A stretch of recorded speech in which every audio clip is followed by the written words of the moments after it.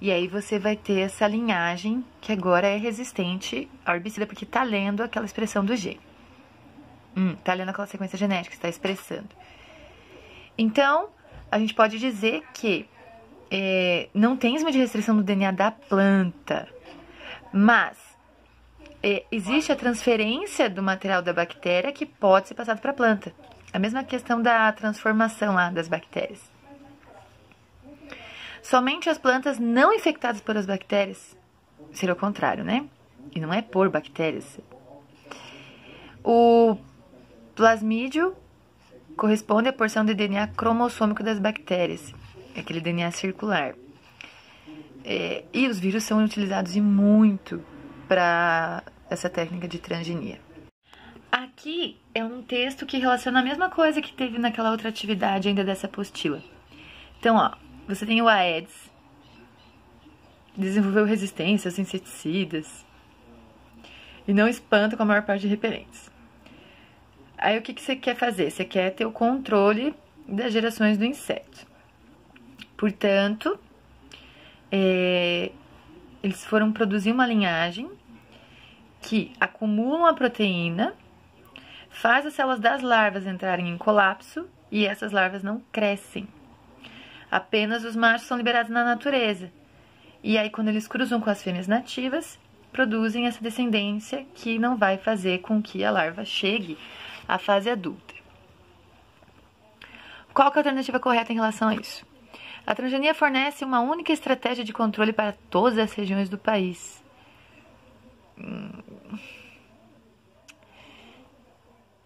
As larvas transgênicas sugarão o sangue, mas suas picadas não transmitirão a doença para os seres humanos. Imagina a larva? Não. Os indivíduos picados pelos mosquitos transgênicos herdarão os genes modificados e diminuirão a propensão para desenvolver a dengue. Os indivíduos picados pelos mosquitos transgênicos não tem como herdar o gene modificado. Os machos irão transmitir o gene alterado para as fêmeas, que também expressarão a proteína. Não, é só no macho. O que vai acontecer é que a sequência genética do macho vai passar para a larva e aí sim que não vai ter essa formação da larva de uma forma eficaz. E os machos não picam nem carregam o vírus, por isso foram escolhidos para serem modificados geneticamente com essa estratégia. E só vai servir para procriar. Vamos lá, continuando. A estratégia de obtenção de plantas transgênicas pela inserção de transgenes em cloroplastos, ao invés da inserção do transgene no núcleo, resultou no aumento quantitativo da produção de proteínas recombinantes com diversas finalidades biotecnológicas. A gente tem que lembrar que cloroplasto, assim como uma outra organela membranosa que está aí, tem o DNA próprio, né? O mesmo tipo de estratégia poderia ser utilizado para produzir proteínas em células de organismos eucarióticos não fotossintetizantes. Eucarióticos não fotossintetizantes.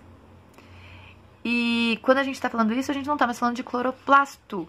Não é ele que vai obter esse açúcar, a gente está falando de mitocôndria. É o único que faz sentido do que está pedindo do exercício.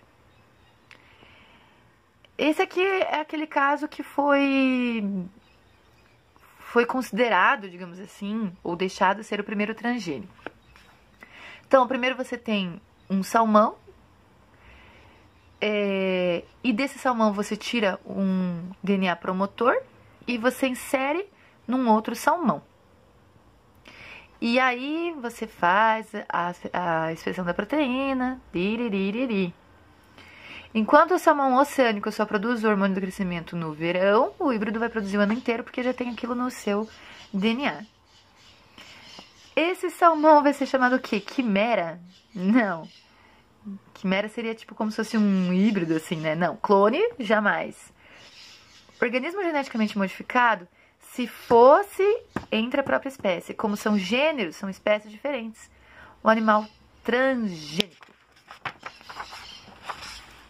Vamos lá. A transferência de genes que poderiam melhorar o desempenho esportivo de atletas foi denominada doping genético. Uma vez ingerido no genoma do atleta, o gene se expressaria gerando um produto endógeno capaz de melhorar o desempenho atlético. Qual que é o risco relacionado a isso? Olá, ô passarinho, não deixa eu falar direito com vocês aí. Deu a louca no passarinho. Não é essa a intenção, não é baixo condicionamento físico. Não vai estimular os atletas a usarem anabolizantes. Ou eles usam se eles quiserem ou não, né? Mas você vai ter falta de controle da expressão do fenótipo do que esse gene expressa. Certo? Chegou ao mercado o primeiro medicamento de terapia gênica. A droga esperança de uma vida sem sofrimento para milhares de pessoas que possuem uma doença genética rara, caracterizada por um defeito no gene que determina a produção da lipase, que digere as gorduras. O uso de terapia em indivíduos portadores dessa doença tem como objetivo inserir o gene que vai produzir enzima lipase, ou seja, um gene saudável. Aí você tem ali no restaurante, de entrada, asinhas de porco empanadas. E pra mim, coxinhas de lambari. Asinhas de porco e coxinhas de lambari. Tá misturando aí, né? Então, tá representando um organismo transgênico. De novo, porque não pode ser geneticamente modificado. Porque não é dentro da mesma espécie. Animais híbridos. Porque não tá falando de cruzamentos. Aliás, um animal híbrido tornaria como se fosse uma terceira espécie, né, entre as gerações parentais. E, portanto, não é seleção artificial, não tem cruzamento. De novo, não é aqui, porque aqui seria uma seleção natural. Com relação aos transgênicos, são organismos que possuem parte de sua informação genética proveniente de outro ser vivo. Por que não pode ser aqui? Seres vivos que durante o processo de alimentação incorporam material genético. Nossa, já pensou se a gente fizesse isso tudo que a gente ingere? Aqui um parênteses. Na verdade, o que a gente ingere pode ser mutagênico. Principalmente se tiver ação de conservantes, de produtos cancerígenos, de mutagênicos, né? De agrotóxicos, por exemplo. Mas do ser vivo em si, não. São produtos indicados para pessoas com excesso de peso e devem ser evitados. Ninguém nunca afirmou isso aqui. E o que vai modificar é só o DNA mesmo, né? Lógico que daí assim modifica a proteína, mas para por aí. 3 em cada 4 pessoas nunca ouviram falar sobre os produtos alterados, ou seja, os transgênicos. São sempre indivíduos incapazes de se reproduzir. Aumentam a produtividade dos alimentos? São organismos, tanto vegetais quanto animais, produzidos pela engenharia genética que contém genes de outras espécies, não são produzidos. São vegetais produzidos por radiação? Então, eu marquei errado aqui. Vamos lá. São sempre indivíduos incapazes de reproduzir, isso está incorreto. Aumenta a produtividade? Certo. Esse aqui também tá certo. Eu tinha que riscar esse aqui. Porque não são produzidos por radiação, né? Isso não seria uma transgenia. Então, tá falando sobre a produtividade dos alimentos e que são produzidos por engenharia genética.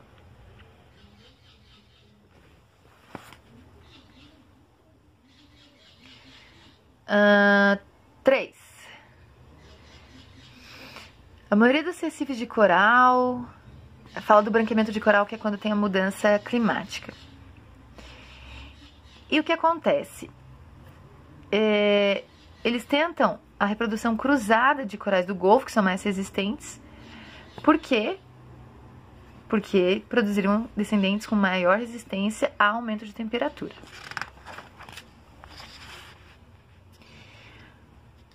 No caso da herança ligada ao cromossomo sexual, genes localizados no autossomo Y já tá errado aí.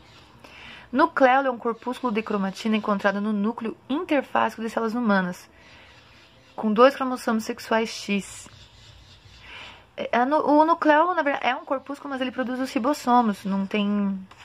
O cromossomo sexual vai ficar no DNA. no núcleo, os genes são responsáveis pela codificação das proteínas. De novo, isso aqui não tem nada a ver, né? Não tem como incorporar durante a alimentação. E o objetivo do projeto era determinar a sequência de todos os nucleotídeos dos 24 cromossomos. Isso não aconteceu.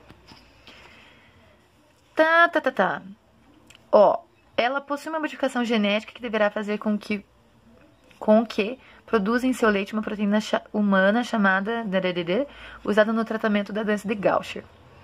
Se ela tem uma modificação genética que deverá fazer com que produza em seu leite uma proteína humana, isso é transgenia. Então, você introduziu um gene humano no núcleo da célula da cabra. Aqui, o gene humano é ligado ao plasmídio bacteriano e aí tem a replicação desse plasmídio dentro da bactéria. Uma bactéria é capaz de executar a transcrição e a tradução do gene humano, por quê? Porque as células bacterianas e humanas apresentam ribossomos? Sim, isso é verdade, mas isso não tem nada a ver com a transcrição e tradução.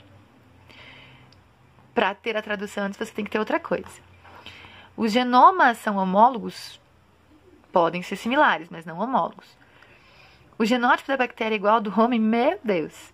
Mas o código genético é universal, quer dizer que eu tenho aquela trinca de bases de uma maneira bem semelhante, tanto para um quanto para outro, aquela sequência de leitura.